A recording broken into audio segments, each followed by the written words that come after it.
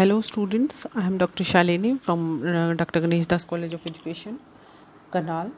आज हम कोर्स 1 का बीएड फर्स्ट ईयर का चाइल्डहुड एंड ग्रोइंग अप में कोलबर्ग की थ्योरी ऑफ मॉरल डेवलपमेंट करेंगे।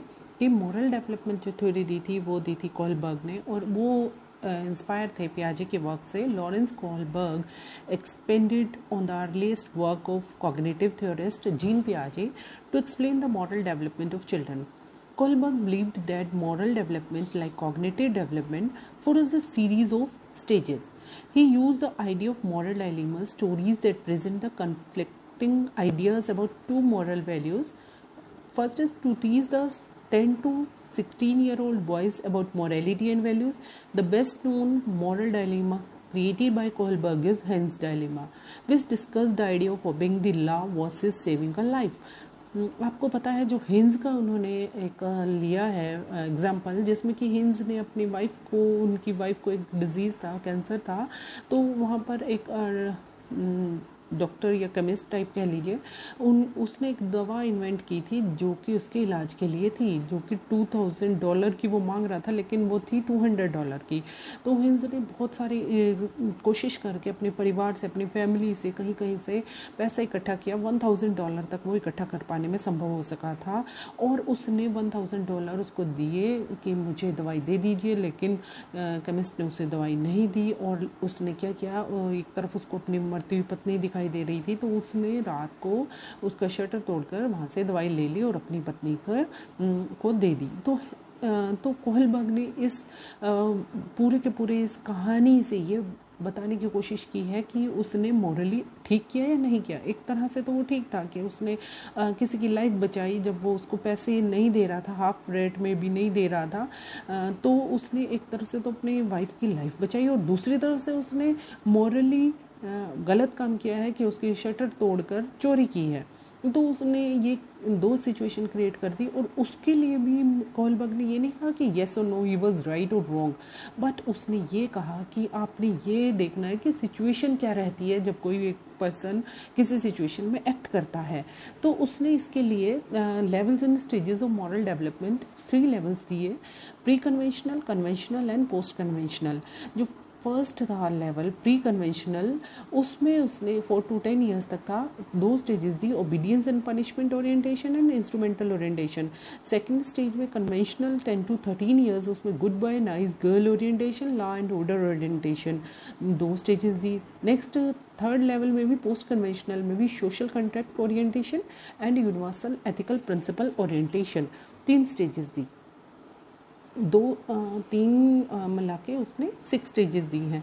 तो हम पहले फर्स्ट लेवल देखते हैं इसका। Through out the pre conventional level, a child sense of morality is externally controlled. Children accept and believe the rules of authority figures such as parents and teachers. A child with pre-conventional morality has not yet adopted internalized societies conventions regarding what's right and wrong. Means एक बच्चा जब society में रहते हुए वो ये नहीं internally नहीं उसे समझ आती कि मैं क्या सही है क्या गलत है, लेकिन वो पनिशमेंट के डर से उस काम को या रूल को फॉलो करता है। तब इन्होंने फर्स्ट से यही दी है, obedience and punishment orientation.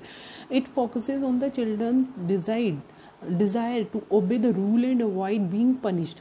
Means वो रूल इसलिए ओबे करते हैं क्योंकि उन्हें पनिशमेंट मिलेगी। For example, an action is perceived as morality wrong because the जो अरेस्टी है that is punished. The worse the punishment for the act is the more bad the act is perceived to B.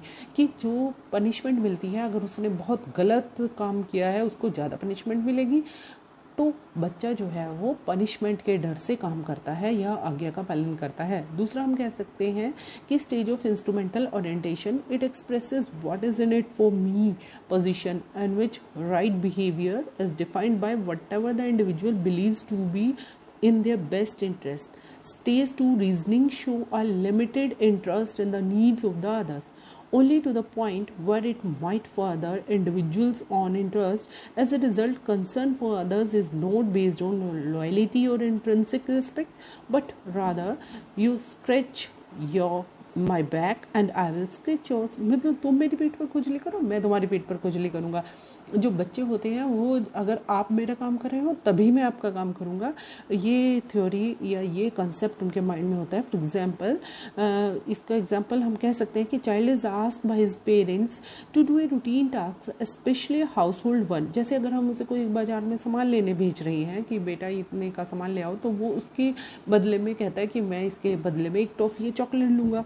The child ask what is in it for me and the parents offer the child N incentive by giving him an allowance. वो कह देते हैं कि हाँ चलो एक चीज़ आप ले लेना। तो थर्ड स्टेज है good boy and nice girl orientation. Level 2 में 2 स्टेजेस हैं उसे। Throughout the conventional level is child sense of morality is tied to personal and social relationship. Children continue to accept their rules of authority figures and thus is now, जो बच्चा है वो अब ये believe करता है कि जो भी मुझे फॉलो करना है, मुझे अच्छी अपनी इमेज बनानी है। ये 10 से 13 साल तक के बच्चे होते हैं, तो वो चाहते हैं कि हमें अच्छी इमेज सोसाइटी में बनाएं, अपने परिवार में बनाएं। तभी है good boy and nice girl orientation. Children want the approval of others and the act in the ways to avoid disapproval. Means वो इस तरह से काम करते हैं कि उन्हें सोसाइटी में डिसअप्रूवल ना हो, सभी उनको अप्रूवल दें उनके काम को कि ये बहुत अच्छे काम कर रहे हैं, बहुत बढ़िया लड़का है, ये बहुत अच्छी लड़की है। Then fourth stage is line order orientation. इसमें child blindly accepts the rule and convention because of their importance in maintaining a functioning society. वो इसीलिए रूल को फॉलो करता है कि जो रूल्स दिए हुए हैं वो एक सोसाइटी के लिए बेस्ट हैं। These are seen as being the same for everyone and obeying the rule by doing what's supposed to do seen as valuable and important. Moral reasoning in the stage 4 is beyond the need of individual approved means इस stage में वो बच्चा इसीलिए law follow करता है, इसीलिए नियमों का पालन करता है क्योंकि उसके इंटरनली अब वो सोचने लग जाता है कि मुझे ये लॉ या रूल्स जो है वो फॉलो करने चाहिए। Most active member of society remain at the stage of 4, their morality is still predominantly directed by outside forces. Then third level उन्होंने दिया पोस्ट कन्वेंशनल लेवल, उसमें 5th स्टेज थी social contract orientation. Means social contract orientation में हम कह सकते हैं कि समाज में उनको अपना एक व्यक्ति को समाज में व्यवस्थित रूप से बनाए रखने की ये बात करता है, परंतु यह चरण वह समाज को व्यवस्थित करने के लिए क्या मापदंड होने चाहिए ये सोचता है और उसके अनुसार ही एक वह स्वस्थ समाज वह है जिसमें व्यक्ति एक दूसरे की भलाई को ध्यान में रखते हैं। तभी इसमें कहा है it would be the viewed in holding different opinions, rights, values, such perspective should be mutually respected as unique to each person और community. Those that don't promote the general welfare should be changed when necessary to meet the greatest good for the greatest number of people. Democratic government is best example of this stage. Then stage 6 is universal ethical principle orientation. जो ये stage है सार्वभौमिक नैतिक सिद्धांत, यह जो नैतिक विकास का ये अंतिम चरण है।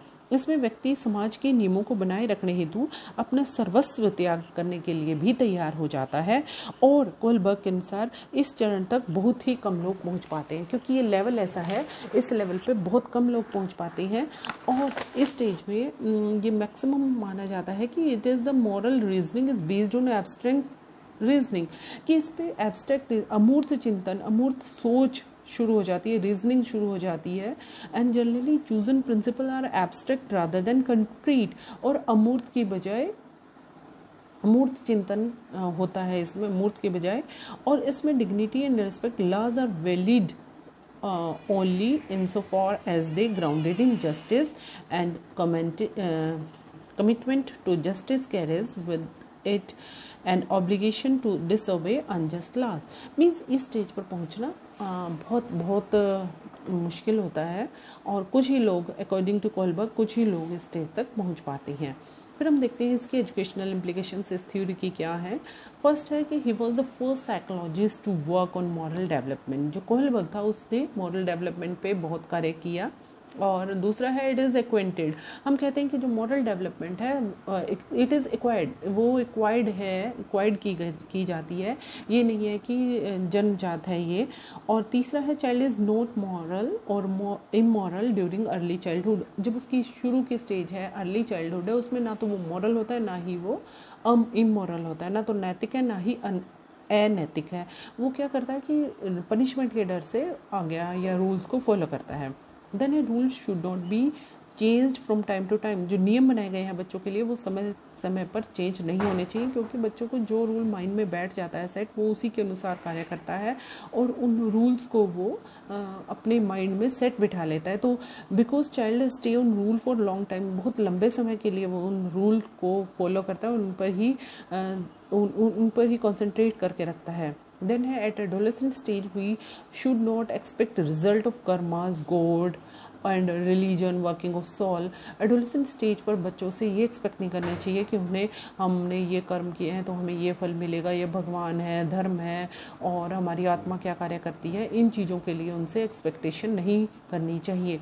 तो ये एजुकेशनल इम्प्लीकेशंस थी कोहलबर्ग की थ्योरी के। फिर हम देखते हैं कि इसके कुछ क्रिटिसिज्म हैं। क्रिटिसिज्म में आ जाता है कि उन्होंने क्रिटिसिज्म में पहला है कि it has been criticized for assertion that women seem to be deficient in their moral reasoning ability। उन्होंने कहा कि जो women हैं या जो लेडीज़ औरतें हैं उनकी रीजनिंग एबिलिटी बहुत कम होती है एज़ कम्पेयर टू men।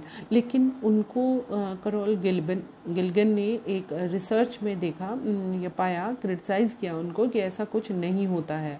दूसरा है it has been criticised for emphasising justice to the exclusion of other values with the result that it may not adequately address the argument of those who value the other moral aspects of actions. Similarly, critics argue that these stages are culturally biased. वो कहते हैं कि जो stages moral development की इन्होंने दे रखी हैं वो कल्चरली बायस्ड हैं। ऐसा नहीं होता कि एक स्टेज आई है फिर दूसरी स्टेज आएगी, ऐसा बिल्कुल भी नहीं होता। This is biased against those that live in non western societies. उन्होंने कहा था कि जो नॉन वेस्टर्न सोसाइटीज़ हैं उनमें उनकी सोच में और जो वेस्टर्न सोसाइटीज़ हैं उनकी सोच के लोगों में, बच्चों में बहुत अंतर होता है। लेकिन इस थ्योरी में उनके बारे में कुछ भी ऐसा एक्सप्लेन नहीं कर रखा है।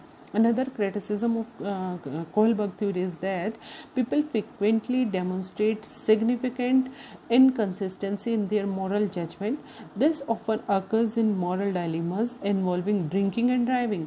अब drinking and driving and business situation where participants have shown to reason at lower development stage, typically using more self-interest driven reasoning, that is on stage 2, than authority and social order obedience driven reasoning at stage 4। Means हम ये कह सकते हैं कि जो stage 2 है उसमें तो पनिशमेंट के डर से हम पनिशमेंट के डर से किसी ऑर्डर को फॉलो करते हैं, लेकिन स्टेज 4 में हम इंटरनली सोचकर उस ऑर्डर को फॉलो करते हैं।